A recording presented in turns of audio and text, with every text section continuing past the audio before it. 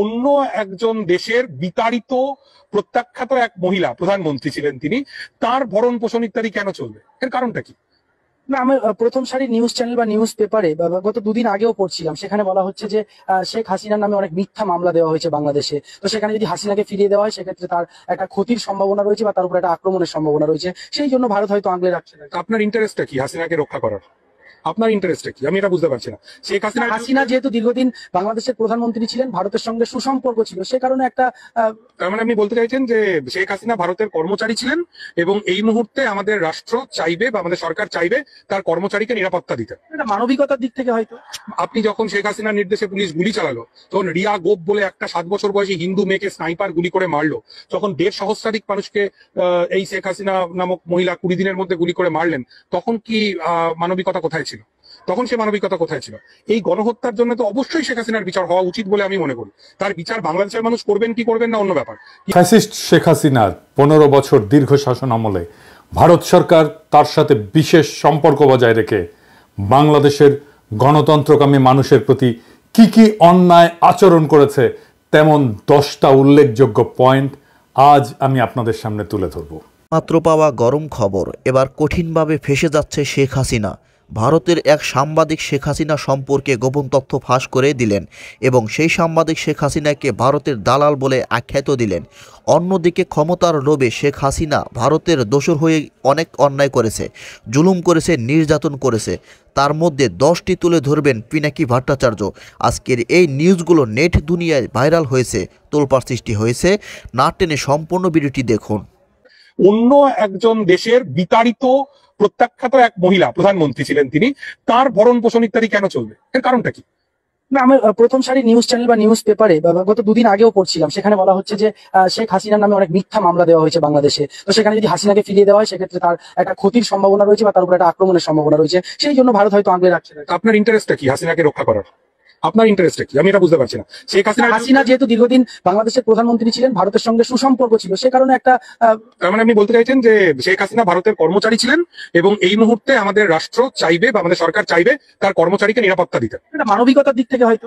আপনি যখন শেখ হাসিনার নির্দেশে পুলিশ গুলি চালালো, তখন রিয়া গোপ বলে একটা 7 বছর বয়সী হিন্দু মেয়েকে স্নাইপার গুলি করে মারলো, তখন 1.5 সহস্রাধিক মানুষকে এই শেখ হাসিনা নামক মহিলা 20 দিনের মধ্যে গুলি করে মারলেন, তখন কি মানবিকতা কোথায় ছিল? তখন সে মানবিকতা কোথায় ছিল?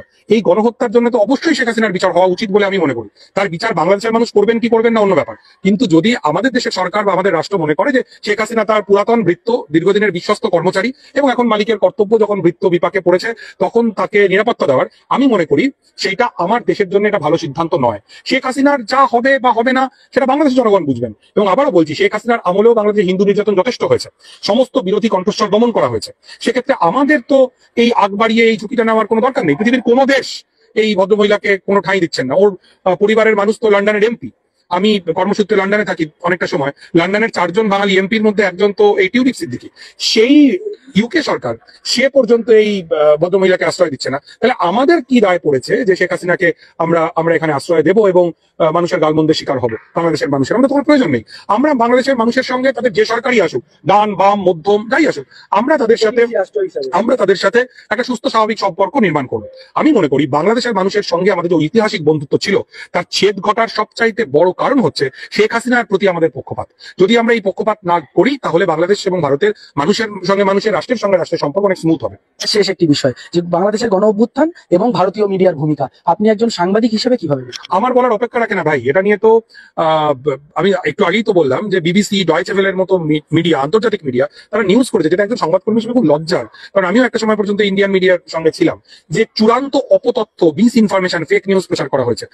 এই লিঙ্ক আমি শেয়ার করতে পারি, আপনি আপনার দর্শকদেরকে চাইলে দেখাতে পারেন। এটা খুব দুঃখজনক। মানে এইরকম অ্যাকচুয়ালি এটা যেটা হয় যে মিডিয়ার ক্রেডিবিলিটি নষ্ট হয়, সেটা যেন আমরা না করি। হাসিনার আমলে ভারত এবং বাংলাদেশ সম্পর্ক ইতিহাসের সবচেয়ে খারাপ অবস্থায় পতিত হয়েছিল, যেখানে বাংলাদেশের স্বার্থ বলে কোনো কিছুর অস্তিত্ব ছিল না।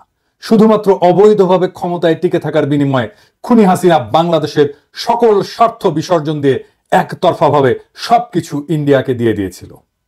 2 নাম্বার, বাংলাদেশের জাতীয় সংসদের নির্বাচন সহ সকল ধরনের স্থানীয় সরকার নির্বাচন ব্যবস্থা ধ্বংস করে শেখ হাসিনা ভয়ঙ্কর স্বৈরতান্ত্রিক একদলীয় ফ্যাসিস্ট শাসন ব্যবস্থা চালু করেছিল। সেই ব্যবস্থাকে ইন্ডিয়া প্রতিবেশী দেশের আভ্যন্তরীণ বিষয় বলে প্রশ্রয় দিয়েছে এবং গণতান্ত্রিক এবং মুক্ত বিশ্বকে এমন অপরাধমূলক আচরণের বিরুদ্ধে কথা বলতে এবং প্রশ্ন তুলতে বাধা দিয়েছে। 3 নাম্বার পয়েন্ট, দমন পীড়নের মাধ্যমে ছলে বলে কৌশলে বিরোধী দলের অংশগ্রহণের সুযোগ নিঃশেষ এবং নিশ্চিহ্ন করা হয়েছিল। জনপ্রশাসন, পুলিশ, সেনাবাহিনী, বিচার ব্যবস্থাকে যথেচ্ছ ব্যবহার করে ভোট কারচুপি এবং জালিয়াতির মাধ্যমে বারে বারে নিজেদেরকে বিজয়ী ঘোষণা করেছিল ফ্যাসিস্ট আওয়ামী লীগ। আর শেখ হাসিনার সেই অবৈধ সরকারকে কে প্রথম স্বীকৃতি প্রদান করবে বা বৈধতা দেবে তা নিয়ে তীব্র প্রতিযোগিতায় লিপ্ত হতো ইন্ডিয়া এবং চীন। এক্ষেত্রে কর্তৃত্ববাদী চীনের সাথে তথাকথিত বৃহত্তর গণতন্ত্রের দেশ ইন্ডিয়ার আচরণের বিন্দুমাত্র পার্থক্য ছিল না। সরাসরি বাংলাদেশের আভ্যন্তরীণ রাজনীতিতে, ভোটের রাজনীতিতে হস্তক্ষেপ করেছে ইন্ডিয়া। অসংখ্য উদাহরণ আছে। 4 নাম্বার পয়েন্ট, বাংলাদেশের সংখ্যাগরিষ্ঠ মানুষের উপরে খুনি হাসিনার শাসনামলে ব্যাপক মানবাধিকার লঙ্ঘনের পক্ষে রাজনৈতিক সমর্থন জুগিয়েছে। বিশ্ব পরিমণ্ডলে অপরাধীর পক্ষে দাঁড়িয়েছে ভারত রাষ্ট্র। এর বিরুদ্ধে প্রতিবাদ করেছে, বিশ্ববিবেক জাগ্রত করার চেষ্টা করেছে আন্তর্জাতিক মানবাধিকার সংস্থাগুলো, যেমন Asian human rights commission, amnesty international, human rights watch, FIDH আর RFK হিউম্যান রাইটস ফাউন্ডেশন।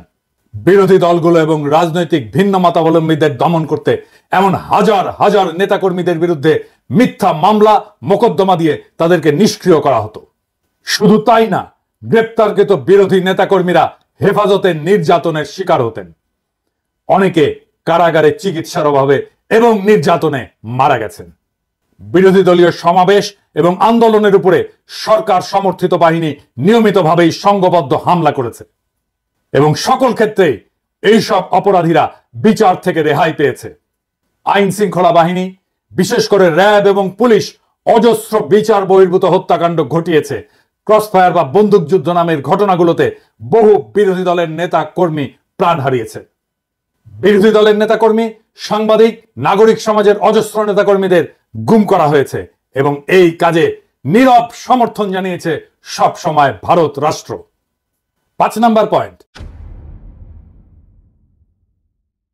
সাংবাদিক এবং মানবাধিকার কর্মীদের উপরে ডিজিটাল সিকিউরিটি অ্যাক্ট ব্যবহার করে হয়রানি এবং গ্রেপ্তারের ঘটনা অহরহই ঘটেছে। মুক্ত সাংবাদিকতা এবং মত প্রকাশের স্বাধীনতাকে কঠোরভাবে দমন করা হয়েছে। সরকারের বিরুদ্ধে সমালোচনা করা ব্যক্তিদেরকে গ্রেপ্তার করা, আটককৃতদের নির্যাতনের শিকার হওয়ার ঘটনা ছিল নিত্য নৈমিত্তিক বিষয় এবং অসংখ্য মানুষকে দেশ ছাড়া করা হয়েছে। মানবাধিকার রক্ষা করতে চাওয়া ব্যক্তি এবং সংস্থাগুলোকে নিয়মিত হুমকি, নজরদারি এবং প্রশাসনিক হয়রানির মুখোমুখি হতে হয়েছে। মানবাধিকার সংস্থা অধিকারকে বন্ধ করে দেওয়া হয়েছে। শুধু রাজনৈতিক সমর্থনই না, খুনি হাসিনা সরকারের এমন সকল ধরনের অপরাধমূলক কর্মকাণ্ডে সার্বিক সহায়তা করে গোয়েন্দা তথ্য জুগিয়ে এবং নির্যাতনের নানান কৌশল শিখিয়ে প্রশিক্ষণ দিয়েছে ভারতীয় কর্তৃপক্ষ। এখনো বাংলাদেশের বাহিনীগুলোর মধ্যে ভারতীয় অফিসারেরা প্রশিক্ষক হিসেবে আছে বলে অসমর্থিত সূত্রে জানা যাচ্ছে। অন্তত 2 জনের পার্টিকুলার আমি পেয়েছি, ভেরিফাই করছি। বাংলাদেশের রাজনৈতিক কর্মী, রাজনৈতিক নেতা, এমনকি বাংলাদেশের আদালতের সাক্ষ্যকে আদালতের সামনে থেকে ছিনতাই করে গুম করে নিয়ে তাদেরকে ভারতে পাচার করা হয়েছে। বিএনপি নেতা সালাউদ্দিন সাহেবকে বাসা থেকে গ্রেপ্তারের পরে তাকে ভারতের সিমলায় পাওয়া যায়। মৌলানা সাইদির মামলায় আদালতের সামনে থেকে সাক্ষীকে ছিনতাই করে তাকে ভারতের জেলে ঢোকানো হয়। 6 নাম্বার পয়েন্ট, ফারাক্কা চুক্তি মোতাবেক বাংলাদেশকে যে পরিমাণে পানি দেওয়ার কথা সেই পানি পাওয়া যায়নি। শুধু তাই না, তিস্তা সহ একটা নদীরও পানি চুক্তি সম্পন্ন করা হয়নি। ইন্ডিয়া থেকে আসা সব কয়টি অভিন্ন আন্তর্জাতিক নদীতে বাঁধ দিয়ে পানি প্রবাহ আটকে ফেলেছে ভারত। সেদেশের অভ্যন্তরে বাঁধ নির্মাণের ফলে বাংলাদেশের নদীগুলো সব গেছে মরে। নদী আমাদের প্রাণ, আমাদের প্রধান যোগাযোগের মাধ্যম, জীবিকা আর প্রোটিনের উৎস, সেইটা পুরোপুরি ধ্বংস করে দিয়েছে ভারত, যা বাংলাদেশের জনগণের মধ্যে তীব্র অসন্তোষ তৈরি করেছে। 7 নাম্বার পয়েন্ট, নানা ধরনের ছলচাতুরি করে ট্যারিফ বসিয়ে ভারতের বাজারে বাংলাদেশি পণ্য ঢুকতে বাধা সৃষ্টি করেছে, আর উল্টো দিকে বাংলাদেশের বাজার ভারতীয় পণ্য দিয়ে সয়লাভ করে দিয়েছে। ফলে দুই দেশের বাণিজ্যে ভারসাম্যহীনতা দীর্ঘদিন ধরে বিদ্যমান, যা বাংলাদেশে অর্থনৈতিক অসন্তোষ সৃষ্টি করেছে। 8 নাম্বার পয়েন্ট, বিএসএফ কর্তৃক বাংলাদেশ সীমান্তে নিয়মিতভাবে এদেশের নাগরিকদের হত্যা করা ভারতীয়দের কাছে একটা কৃতিত্বের ঘটনায় পরিণত হয়েছে। খুনি হাসিনা নিজে, তার স্বরাষ্ট্র সহ অন্যান্য মন্ত্রীরা, এমনকি ডিজি সহ বিজেপির শীর্ষ কর্মকর্তারা এই জন্য নিহত এবং আহতদের দায়ী করতেন। নির্লজ্জ এই সমস্ত দালালদের কে বুঝাবে যে অবৈধভাবে সীমান্ত পাড়ি দেওয়ার অপরাধে একজন মানুষকে বিনা বিচারে মৃত্যুদণ্ডে দণ্ডিত করা যায় না। ইন্ডিয়ার এমন সকল ভয়াবহ অমানবিক আচরণ তাদের প্রতি বাংলাদেশের মানুষের ঘৃণা আকাশ স্পর্শী করেছে এবং প্রতিরোধের স্পৃহা গড়ে উঠেছে। তাদের আসাম রাজ্যের এনআরসি কার্যক্রম শেষে ভারত সরকার খুবই অন্যায্য এবং অন্যায়ভাবে সেখানে বাংলাদেশ থেকে অভিবাসী যাওয়ার অভিযোগ তুলে দোষারোপ এবং চাপ সৃষ্টি করেছে। শুধু তাই না, বিজেপির প্রধান নেতা অমিত শাহ বাংলাদেশিদেরকে উই পোকার সাথে তুলনা করেছে এবং বাংলাদেশিদেরকে উল্টো করে ঝুলিয়ে রাখার কথা বলেছে। 9 নাম্বার পয়েন্ট, শুরু থেকেই ইন্ডিয়া রোহিঙ্গা গণহত্যাকারীদের পক্ষ অবলম্বন করেছে। একজন রোহিঙ্গা শরণার্থীকে তারা ভারতীয় সীমানায় ঢুকতে বা আশ্রয় নিতে দেয়নি এবং রোহিঙ্গাদের খালি করে দেওয়ার পরে ওই জায়গায় গিয়ে ভারত তার সমস্ত ব্যবসাপাতি নিয়ে বসিয়েছে। ব্যবসা বাণিজ্য চলছে তুমুল ভাবে। রোহিঙ্গা সমস্যায় ভারত সবসময় মায়ানমারের পক্ষে এবং বাংলাদেশ বিরোধী বৈরী ভূমিকায় অবতীর্ণ হয়েছে। 10 নাম্বার, খুনি হাসিনার অবৈধ সরকারকে ক্ষমতায় বসিয়ে রেখে ইন্ডিয়া তাদের জন্য সুবিধাজনক শর্ত জুড়ে দিয়ে বাংলাদেশের স্বার্থ বিরোধী অজস্র চুক্তি স্বাক্ষর করিয়ে রেখেছে। বাংলাদেশের স্বার্থ বিরোধী এমন সব চুক্তিতে ভারতের পক্ষে লাভ এবং সুবিধাজনক শর্ত লিপিবদ্ধ করা হয়েছে। ভারতের বাজারে বৈধভাবে বাংলাদেশি কর্মীদের প্রবেশাধিকার নাই বললেই চলে, আর ভারত থেকে লক্ষ লক্ষ পেশাদার বাংলাদেশে এসে চাকরি করে এবং রেমিটেন্স পাঠায় ভারতে। শুধু পানি নির্ভরতাই নয়, বাংলাদেশের খাদ্য, বিদ্যুৎ, জ্বালানি নিরাপত্তা ধ্বংস করে দেওয়া হয়েছে। এর সবকিছুই ইন্ডিয়ার স্বার্থের অধীনে অনুকূলে তাদের পদতলে অর্পণ করেছে ফ্যাসিস্ট শেখ মুজিবের কন্যা খুনি হাসিনা এবং তার দল আওয়ামী লীগ। এই সবকিছু মিলিয়ে ইন্ডিয়ার অন্যায় এবং অন্যায্য আচরণের অজস্র ঘটনা এবং অভিযোগ বিভিন্ন জাতীয় এবং আন্তর্জাতিক সংস্থা এবং বিশেষজ্ঞদের পর্যবেক্ষণে উঠে এসেছে, যে কারণে বাংলাদেশের উন্নয়ন, গণতন্ত্র, মানবাধিকার পরিস্থিতি নিয়ে সর্বমহলে উদ্বেগ সৃষ্টি হয়েছিল। এই পটভূমিতেই সংগঠিত হয় জুলাই বিপ্লব।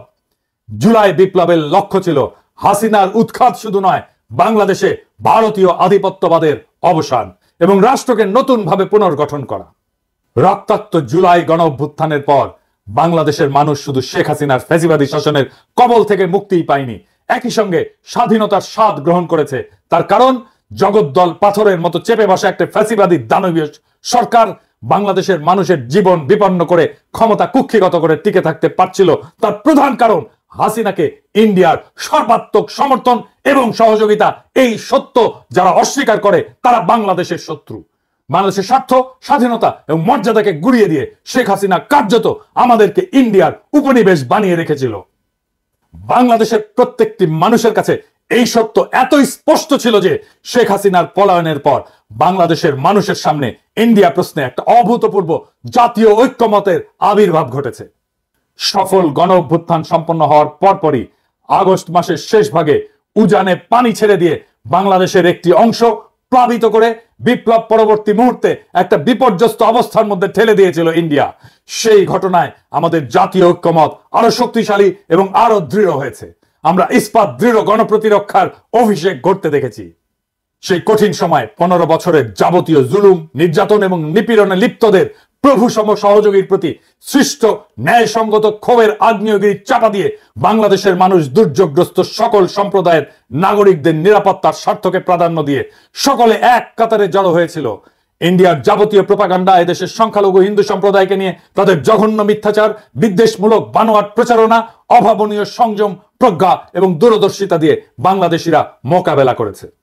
বিপ্লব পরবর্তী বাংলাদেশের এই অভাবনীয় জাতীয় ঐক্য এবং তা থেকে সৃষ্ট শক্তিকে দুর্বল করতে ইন্ডিয়া বিপুল বিক্রমে বাংলাদেশের বিরুদ্ধে মাইনরিটি কার্ড বা সংখ্যালঘু কার্ড খেলতে শুরু করেছে। মিথ্যা প্রচারণায় নিয়োজিত করেছে তাদের মিডিয়াকে, সাথে যোগ দিয়েছে পলাতক খুনি ফ্যাসিবাদী শাসকের সহযোগীরা। হাসিনা সহ পলাতক বাকশালীরা ইন্ডিয়ায় বসে বাংলাদেশের বিরুদ্ধে এই অপপ্রচারের রসদ জুগিয়ে যাচ্ছে। কিভাবে? ইন্ডিয়ার দৃশ্যত তার সমস্ত রাষ্ট্রশক্তিকে এই কাজে নিয়োজিত করেছে। বাংলাদেশে ক্রমাগত অস্থিতিশীলতা তৈরি, একটা বিশৃঙ্খল পরিস্থিতি সৃষ্টি, এখানে সংখ্যালঘু হিন্দুদের নিরাপত্তা এবং হুমকির অতিরঞ্জিত মিথ্যা বয়ান দিয়ে তারা বাংলাদেশকে মনস্তাত্ত্বিকভাবে দুর্বল করার একটা রণকৌশল গ্রহণ করেছে। ইন্ডিয়ার এই কৌশল বাস্তবায়নের সুযোগ করে দিয়েছে বাংলাদেশের মূল ধারার রাজনৈতিক দলগুলো। আমি তাদের নাম উল্লেখ করে আর তিক্ততা বাড়াতে চাই না। গত 15 বছরের ফ্যাসিবাদী শাসনের মাধ্যমে ইন্ডিয়ার উপনিবেশ বানিয়ে বাংলাদেশের রাজত্ব করার যে ব্যবস্থা তারা করেছিল, জুলাই অভ্যুত্থান এবং বিপ্লব পরবর্তীতে তাকে চিরতরে বিদায় জানানোর জন্য বাংলাদেশের রাজনৈতিক দলগুলোর উচিত ছিল সবাই মিলে বাংলাদেশের পররাষ্ট্রনীতি, জাতীয় নিরাপত্তার প্রশ্নে ন্যাশনাল চার্টার বা জাতীয় সনদ তৈরি করে তা ঘোষণা করা। তারা সেই কাজ করতে চূড়ান্তভাবে ব্যর্থ হয়েছে। এই ব্যর্থতা বাংলাদেশের সকল রাজনৈতিক দল এবং রাজনৈতিক নেতাদের। এই কাজ যেটাকে বলে ফ্যাসিলিটেট করা, সেটা করতেও প্রফেসর ইউনূসের সরকার চরমভাবে ব্যর্থ হয়েছে। গণপ্রতিরক্ষার নীতি গ্রহণ করে সম্মিলিতভাবে জাতীয় ঐক্যের এক নতুন অবস্থান সৃষ্টি করা উচিত ছিল বিপ্লবের পরেই। বাংলাদেশের এই অভাবনীয় জাতীয় ঐক্যকে সংহত না করে তারা শুরু করেছে অনুগ্রহ লাভের সেই পুরনো দেন দরবার, তথাকথিত বন্ধুত্ব রক্ষার প্রচেষ্টা, শক্ত অবস্থান গ্রহণের দুর্বলতা, ইন্ডিয়া প্রশ্নে দৃশ্যমান বিভক্তি প্রকাশের কারণে শত্রুপক্ষ আজ আবার পুরনো কায়দায় বাংলাদেশকে কোণঠাসা করার হীন চেষ্টায় সর্বশক্তি প্রয়োগ করে বিজয়ী জনতার উপরে ঝাঁপিয়ে পড়েছে। কিন্তু ভারত কেন এই সুযোগটা পেল? ইন্ডিয়া একটা মিথ্যা প্রচারণার পাশাপাশি যুদ্ধংদেহী মনোভাব প্রদর্শনের জন্য তার সমস্ত রাজনৈতিক দল, কংগ্রেস, তৃণমূল সহ এমনকি তাদের কমিউনিস্ট পার্টিগুলো সহ সকল প্রতিষ্ঠানকে একত্রিত করতে পারলেও বাংলাদেশের সকল ফ্যাসি বিরোধী রাজনৈতিক দল শক্তি একটা জায়গায় পৌঁছাতে পারেনি। এই দুর্বলতাই প্রিয় মাতৃভূমিকে আবার ইন্ডিয়ার মতো হিংস্র নেকড়ের হুমকির মুখে ঠেলে দিয়েছে। এই ব্যর্থতা বাংলাদেশের সকল রাজনৈতিক দলের। আর উল্টো তারাই আমাদেরকে দোষারোপ করে ঐক্য বিনষ্টের। কি তামাশা! ইন্ডিয়া প্রশ্নের লুকোচুরি, দ্বিধা ও পুরনো নতজানুরীতি যতদিন বজায় থাকবে ততদিন ইন্ডিয়ার সেই আগ্রাসী আচরণ মোকাবেলা করা যাবে না। আর এই সুযোগ নিয়ে বাংলাদেশের উপরে শত্রু তার আধিপত্য বজায় রাখতে চাইবে। ইন্ডিয়া তার বৈশ্বিক প্রভাব খাটিয়ে মনস্তাত্ত্বিক যুদ্ধ পরিচালনার জন্য মিথ্যা প্রোপাগান্ডা এবং সংখ্যালঘু সম্প্রদায়কে অব্যাহতভাবে ব্যবহার করে যাবে। বাংলাদেশকে তার কলোনির মতো করে ফিরে পেতে চাইবে আবারও।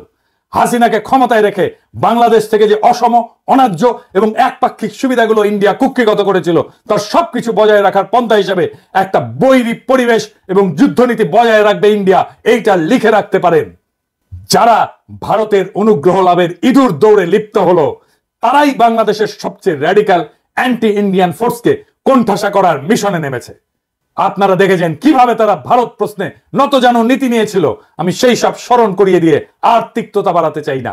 মনে রাখবেন, আমি ইলিয়াস বাংলাদেশের ব্যাপক মানুষের সমর্থনে বৃহৎ রাজনৈতিক দলগুলোর মুখোমুখি দাঁড়িয়ে একরোখা বিরোধিতা করে যাওয়াতেই ভারত প্রশ্নে সবার সুর পাল্টাচ্ছে। সরকারি শুধু না, রাজনৈতিক দলগুলো ভারত প্রশ্নে অনেক বেশি স্বচ্ছ এবং শক্ত ভূমিকা নিচ্ছে। আলহামদুলিল্লাহ। ভারতের এই যুদ্ধের কৌশল এবং অভিষ্ট লক্ষ্য যদি আমরা বুঝতে অক্ষম হই, বাংলাদেশের রাজনৈতিক দলগুলো যদি তাদের ক্ষমতায় আসার অসুস্থ প্রতিযোগিতায় ভারতের আশীর্বাদ পাওয়াকে দেশের স্বার্থ রক্ষার চেয়ে বেশি গুরুত্বপূর্ণ মনে করে, তাহলে হাজার হাজার তরুণের তাজা রক্তের বিনিময়ে অর্জন করা প্রিয় মাতৃভূমির দ্বিতীয় স্বাধীনতা আবারও বিসর্জন দিতে হতে পারে। তাহলে আমাদেরকে আবারও পরাধীনতা বরণ করতে হবে। হাসিনার চেয়েও খারাপ আরেকটি অপশাসকের কাছে আমাদের জীবন, স্বাধীনতা ও ইজ্জত বন্ধক রাখতে বাধ্য হতে হবে। আমরা তা চাই না, আমরা কোনোদিন তা হতে দেব না। আমরা অবশ্যই তা প্রতিরোধ করব জীবন দিয়ে হলেও। বাংলাদেশ শুধু একটা ভূখণ্ড না, এটি একটি জ্বলন্ত আদর্শ, একটা সংগ্রামের প্রতীক। হাজার হাজার ছাত্র জনতার রক্তের বিনিময়ে অর্জিত এই মুক্ত মাতৃভূমি আমরা কারো পদতলে সমর্পণ করব না। দেশবাসীকে আহ্বান জানিয়ে বলতে চাই, গণঅভ্যুত্থান এবং জুলাই বিপ্লবে অংশগ্রহণকারী সকল রাজনৈতিক দল, ছাত্র জনতার সংস্থাগুলো একসাথে বসে ভবিষ্যতের জন্য এদেশের বৈষম্য বিরোধী উন্নয়নের নীতি কৌশল নির্ধারণ, অভিন্ন পররাষ্ট্রনীতি, প্রতিরক্ষা নীতি প্রণয়ন করতে হবে। এটাই হবে আমাদের ঐক্যের ভিত্তি। দেশবাসীকে আহ্বান জানিয়ে বলতে চাই, গণ অভ্যুত্থান এবং জুলাই বিপ্লবে অংশগ্রহণকারী সকল রাজনৈতিক দল এবং ছাত্র জনতার সংস্থাগুলো বসে 3টা সনদ লিখতে হবে। কি কি? উন্নয়নের নীতি, পররাষ্ট্র নীতি, প্রতিরক্ষা নীতি। এই 3টাই হবে আমাদের ঐক্যের ভিত্তি। ঐক্য নষ্ট করতেছি বলে যারা চিল্লান, দেখি এইটা করতে পারেন কিনা, এটা করার হিম্মত হয় কিনা। যদি চান এটা লিখে দিতেও পারি। ঐক্য ঐক্য করে চিল্লান, কার ভিত্তিতে ঐক্য, কেন ঐক্য, সেটা ক্লিয়ার করে বলতে হবে। আর এইবার মেহেরবানি করে লড়াইয়ের সব স্টেক হোল্ডারদেরকে সম্পৃক্ত করবেন এই 3টা নীতি লেখার জন্য। এই 3টা নীতি বা 3টা সনদ লেখার জন্য জাতীয় ঐক্য তখনই সম্ভব হবে যখন একটা লিখিত বা অলিখিত চুক্তি বা সনদ বা চার্টার থাকে। নবী করিম পিস বি আপন হিম একটা চার্টার করছিলেন, মদিনা সনদ। এইরকম একটা সনদ বানান। বাংলাদেশ মুক্ত হয়েছে শুধুমাত্র ভোটের জন্য না, বাংলাদেশ মুক্ত হয়েছে একটা নতুন রাষ্ট্রের জন্য। এটা আমাদের জাতীয় মর্যাদা, স্বাধীনতা এবং ভবিষ্যৎ প্রজন্মের জন্য। এই লড়াইয়ে আমরা জয়ী হবই। দেশবাসীকে আশ্বস্ত করে বলতে চাই, আওয়ামী লীগের প্রত্যাবর্তন আর ভারতীয় আধিপত্যবাদের নতুন অভিষেকের চেষ্টা করলে বাংলাদেশ বুক চিতিয়ে প্রতিরোধ করবে। প্রয়োজন হলে আবারও দেবে 1 নদী রক্ত। তবুও সেই আওয়ামী শাসনে, ভারতের দাসত্বের জীবনে কখনো ফিরে যাব না। হয় মুক্ত স্বাধীন মাতৃভূমি অথবা মৃত্যু, এর মাঝামাঝি আর কিছু নয়। ইনকিলাব জিন্দাবাদ। ক্ষমতাচ্যুত শেখ হাসিনা সরকার সবকিছু ধ্বংস করে গেছে। নির্বাচনের আগে বাংলাদেশের অর্থনীতি, শাসন ব্যবস্থা, আলামতন্ত্র ও বিচার ব্যবস্থায় সর্বাত্মক সংস্কার করতে হবে বলেও মন্তব্য করেন তিনি। জাপান ভিত্তিক গণমাধ্যম নিক্কে এশিয়াকে দেওয়া এক সাক্ষাৎকারে এসব কথা বলেন প্রধান উপদেষ্টা। সোমবার সাক্ষাৎকারটি প্রকাশিত হয়। বাংলাদেশের অন্তর্বর্তী সরকার নির্বাহী ব্যবস্থা, সংবিধান ও বিচার ব্যবস্থার ক্ষেত্রে সংস্কারের জন্য বেশ কয়েকটি কমিশন গঠন করেছে। জানুয়ারির মধ্যে এই কমিশনগুলোর সুপারিশ হাতে পাওয়ার পর পূর্ণাঙ্গ সংস্কার বাস্তবায়ন করার কথা জানান অধ্যাপক মোহাম্মদ ইউনূস। তবে এই সংস্কার বাস্তবায়নের সময় লাগবে বলে জানান তিনি। প্রধান উপদেষ্টা বলেন, এই সংস্কার বাস্তবায়নের সময় লাগবে, কেননা নতুন বাংলাদেশ গড়তে আমরা একদম শূন্য থেকে শুরু করেছি। নির্বাচন ঠিক কখন হবে সে বিষয়ে কোনো মন্তব্য করতে রাজি হননি প্রধান উপদেষ্টা। তিনি বলেছেন, নির্বাচনের সময় নির্ভর করে সংস্কার প্রতিক্রিয়ার উপর এর ফলাফলই সময় নির্ধারণ করে দেবে।